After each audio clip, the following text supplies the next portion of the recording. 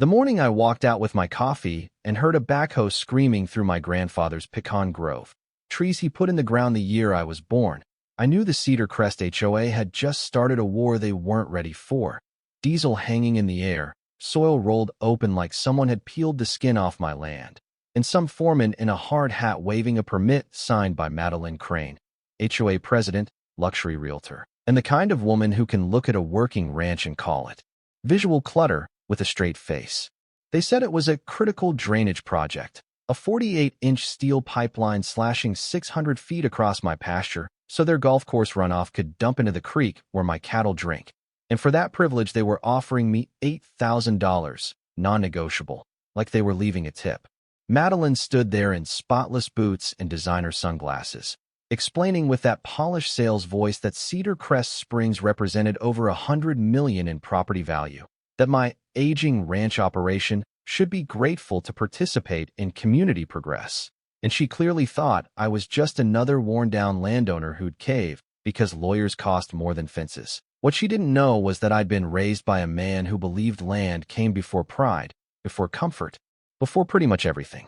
My name is Grant Mallory. I'm 54, third generation on these 80 acres in Redstone County, bought by my grandfather H.J. Mallory in 1958 with his discharge pay when everyone else called this place worthless scrub. He spent 30 years drilling wells, planting pecans, and stringing fence in heat that made strong men sit down and rethink their life choices.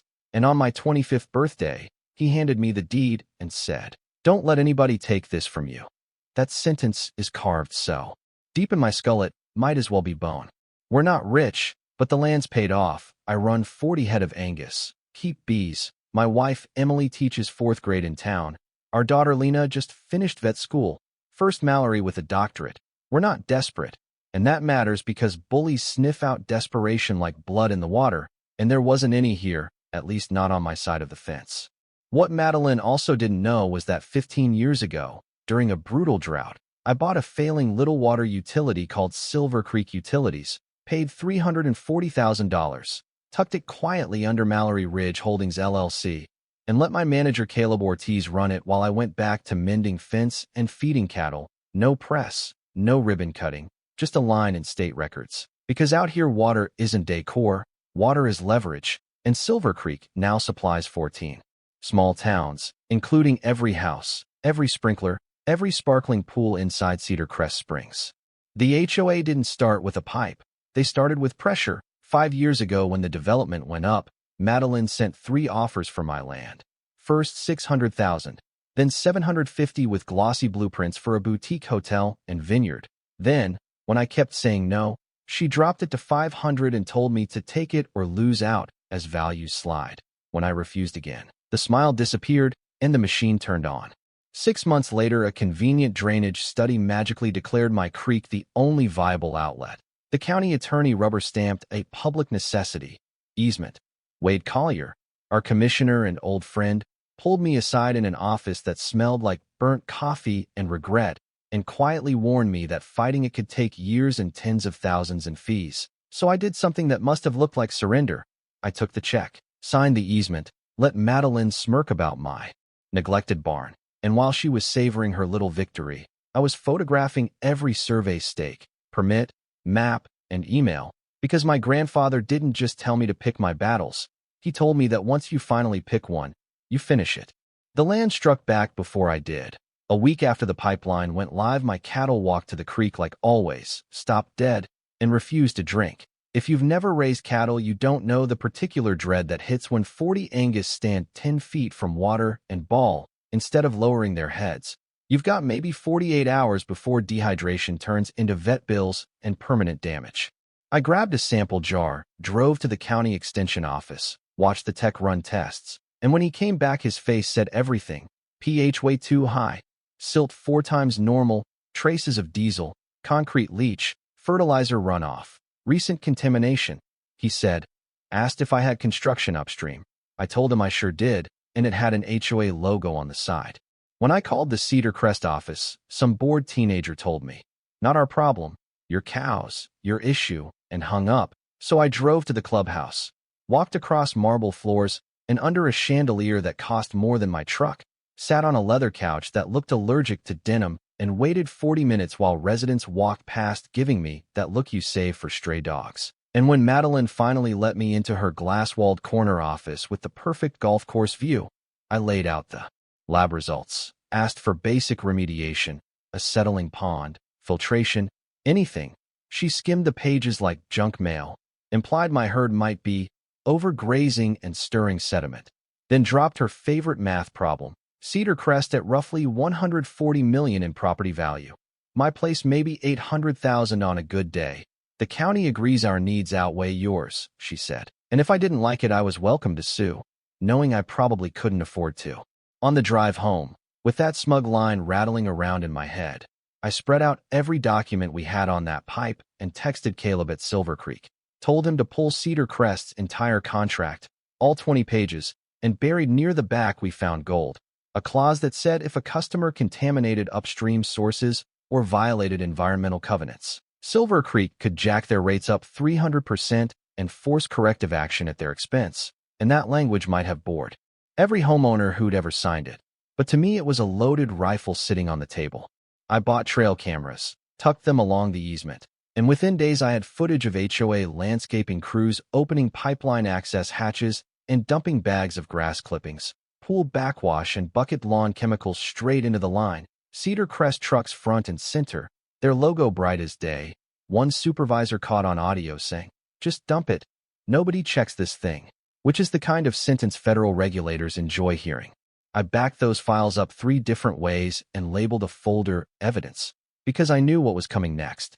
Madeline didn't apologize, she attacked. A glossy HOA newsletter hit every mailbox in Cedar Crest, blaming a neighboring negligent rancher for polluting the watershed, accusing my property of manure runoff, rodents, overwhelming odors. They used a telephoto shot of my barn at its ugliest angle and slapped on a caption about questionable commitment to community standards.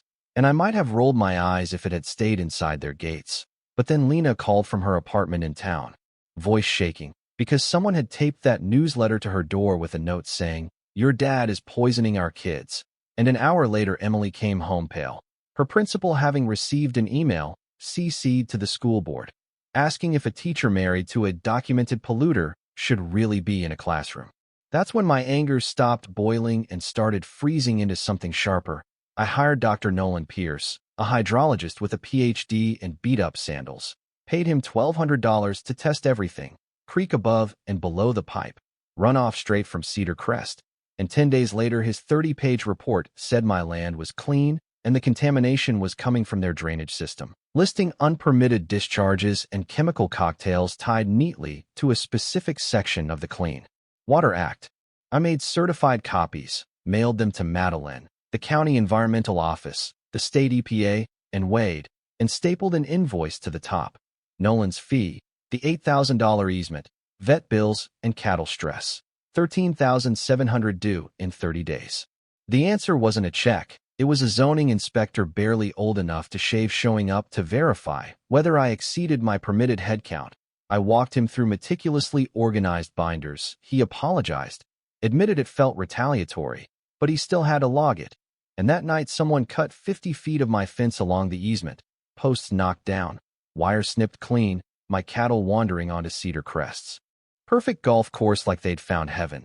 The security guard called the sheriff before he said hello, and I ended up paying a $500 livestock at-large fine while I photographed tire tracks that didn't match any vehicle I owned.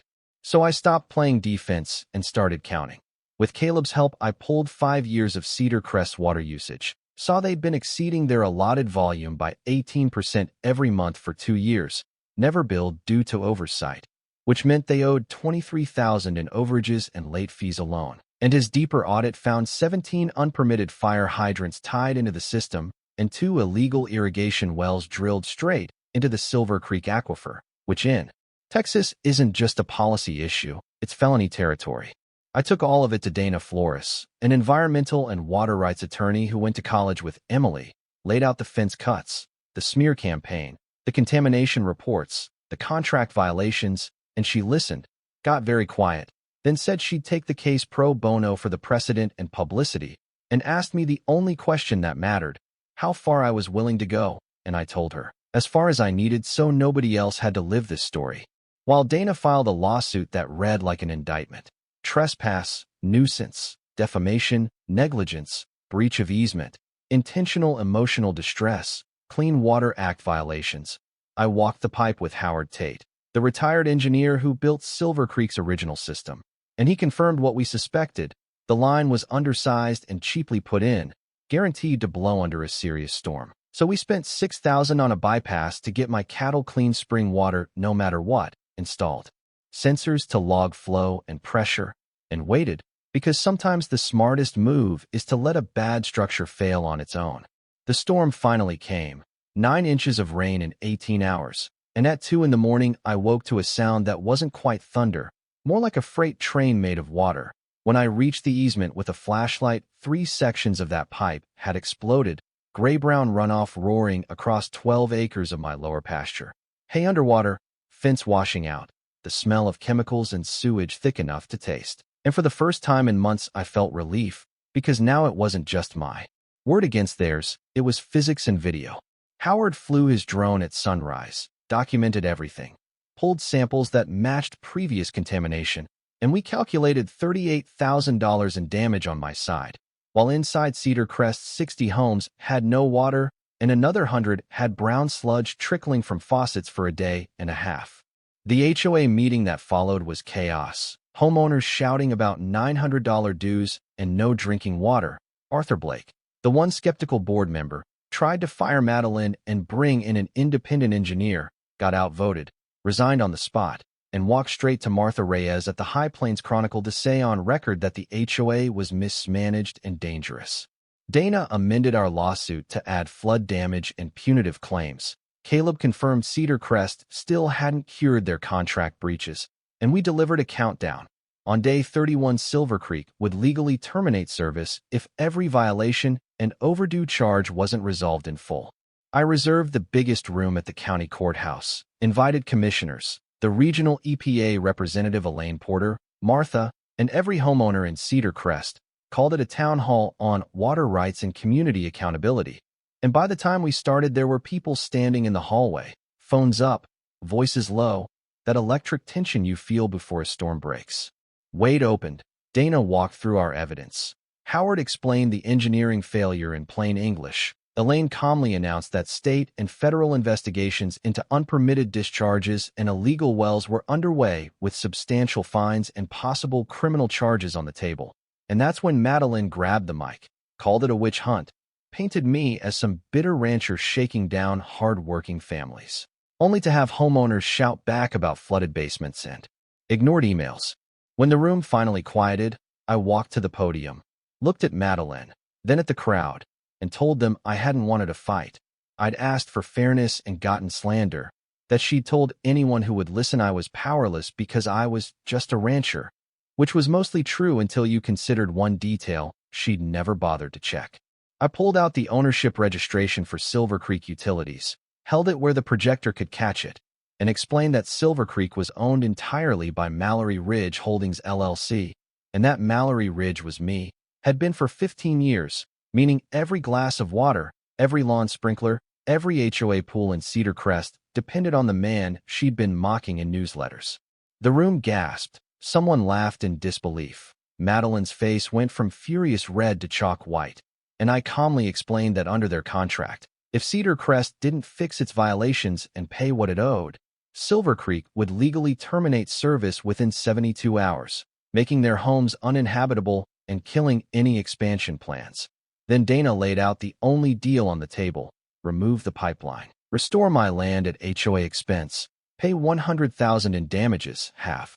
Madeline resign, and sign a conservation easement protecting my ranch from development forever. They had 12 hours before the termination notice went out. Madeline fled the room with her lawyer, and while homeowners swarmed with questions, Detective Carlos Vega found me at the door and quietly told me they'd traced the threatening text sent to Lena back to a burner phone purchased with Madeline's own credit card, that warrants and license investigations were already in motion. And in that moment, I realized I didn't have to destroy her. She'd done that work herself. All I'd done was turn on the lights. By 8 the next morning, her attorney called Dana and accepted every term. No counteroffer, just collapse. Madeline Crane resigned by email. The HOA elected Arthur as the new president, and within 48 hours the settlement was signed. The pipeline removed within 60 days, my land restored by certified contractors, 100,000 wired into my account, and a conservation easement recorded at the courthouse that made sure no one would ever pave my pastures for somebody else's. Gulfview. I even amended Cedar Crest's water contract, dropping their base rate a bit for the innocent homeowners, but adding strict monitoring with a simple promise. One more serious violation, and they'd be buying water from a utility 2 counties away at 3 times the price. We held a pipeline removal cookout at the ranch, neighbors and allies, and a few Cedar Crest residents who'd quietly supported me.